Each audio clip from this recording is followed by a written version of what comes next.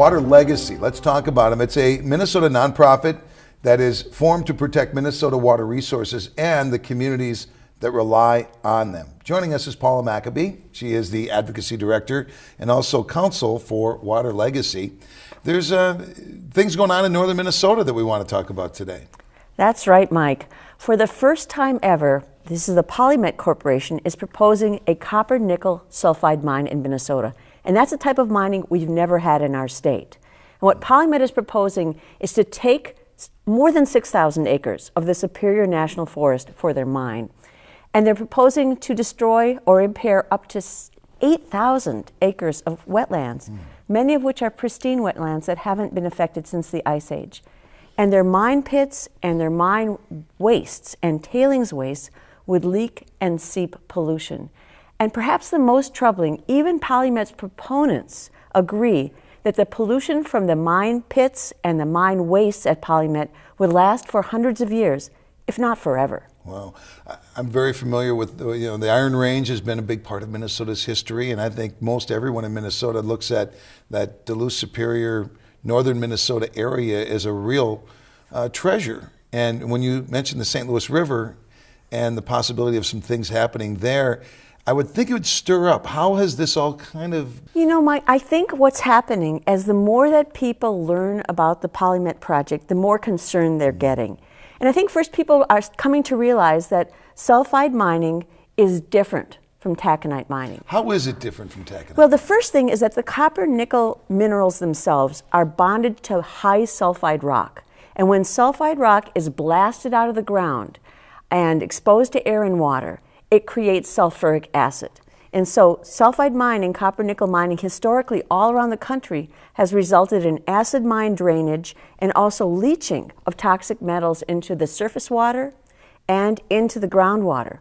So there's never been a sulfide mine in a water-rich environment like Minnesota's. Northern Minnesota is a very water-rich environment. There's never been a sulfide mine in a water-rich environment without contaminating the surface water or the groundwater with acid mine drainage or toxic metals. Well, people are starting to learn more about this, and how are they being able to address their opposition or concern? I mean, everybody should be concerned about anything that could be a threat to what has been such a great resource. Well, this is exactly the right time for people to express their concerns. The PolyMet project has not gotten any permits yet. It's not at that stage.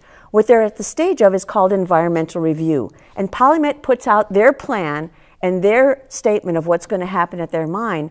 And this is the time when the state agencies and the regulators, but also the public, get a chance to weigh in.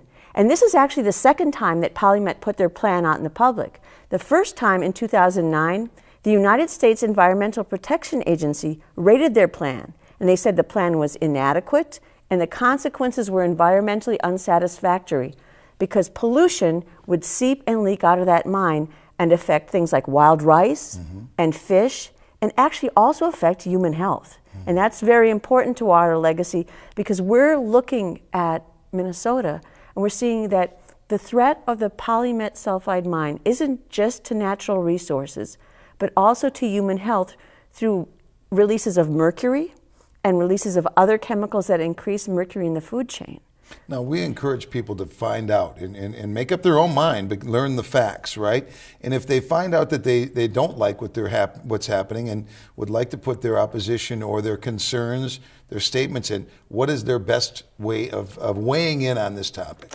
Well, first, I would recommend that people take a look at the WaterLegacy site, and they can download the 2,169 pages of PolyMet's plan, and they can also read talking points and summaries and suggestions for how to make their comments. Because this next period is a time when the public is being invited to come and say, is the plan okay or not? Should permits be given or should they be denied? And this is the best time for people to actually have their comments heard. Now, much of our audience is in the Twin Cities. Now, explain why, even though northern Minnesota may be hundreds of miles away, why is it important for those in Minneapolis, St. Paul, all the surrounding suburbs, to take action or at least learn about this and then possibly take action afterwards? Well, there's three things. First, all of us in Minnesota care about the great outdoors, and our northern Minnesota environment really matters. Second, the place where the PolyMet Sulfide mine would be located, all the pollution would be in watersheds that affect the St. Louis River. And the St. Louis River is not only home to the Fond du Lac Reservation, but the estuary for St. Louis River is the breeding ground for fish for not only the river but also Lake Superior. And what people might not know is that Minnesotan children are already at a great risk for mercury contamination. The health department did a study, and 1 out of 10 babies born in Minnesota's Lake Superior region are born with an unsafe level of mercury in their blood. So if we in the Twin Cities, we care about human health, and we care about health costs. And finally, there's a long history in sulfide mining where the companies take the profit and then they go bankrupt. And who ends up carrying the responsibility is the taxpayers. So if we care about natural resources, we care about our human health, and we care about our pocketbook, PolyMet matters, and it's worthwhile to express your concerns and let people know. And as you mentioned, the PolyMet project is not even into the permitting stage, right? So if there's a time to weigh in, it's now. A lot of times when these things get started, they're very hard to stop. But right now, you'd suggest that everybody weigh in. I mean, everybody loves it in Minnesota that I know, and loves the Duluth Superior area. And the St. Louis River, for those that are not familiar, feeds right in the port cities right there. It's a major part of everything going on. It's a huge part of economic, certainly tourism is in that area. So there's a lot of reasons to take action and at least be aware and educated. Well, Mike, you're right. And talking about tourism, what people don't realize is there are 4 times as many jobs related to tourism in northern Minnesota as related to mining.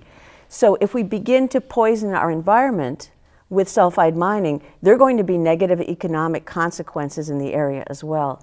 But I think what people need to realize is sulfide mining is not inevitable. We haven't done it before in Minnesota, and our sulfide mining deposit is actually what they call a lean ore body or a low-grade ore body, because if they blast open the PolyMet mine, 99% is going to be waste. 99% we're going to be left with waste rock piles and tailings piles. So Minnesota now has a chance to say, is this a good investment, or is this just too risky an experiment for Minnesota's clean water, for our wildlife, and also for our health and our pocketbooks. And we don't really have a lot of time, but there might be other ways of achieving the same goal, right? That we could look at. Is that fair to say? I think many of us want to say we want to keep our cell phones, right, but copper and nickel metals can be obtained by recycling. So once again, I think it's important to let your opinion be known. There is an opportunity to come and give testimony in public in St. Paul on January 28th. And they're very important. There's an opportunity to send your written comments all the way until March 13th. And WaterLegacy has information on our website about how to do that. And you can actually send the comments right directly from our website.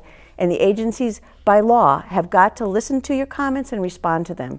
And hopefully, regulatory agencies, elected officials, judges, decision makers are people too.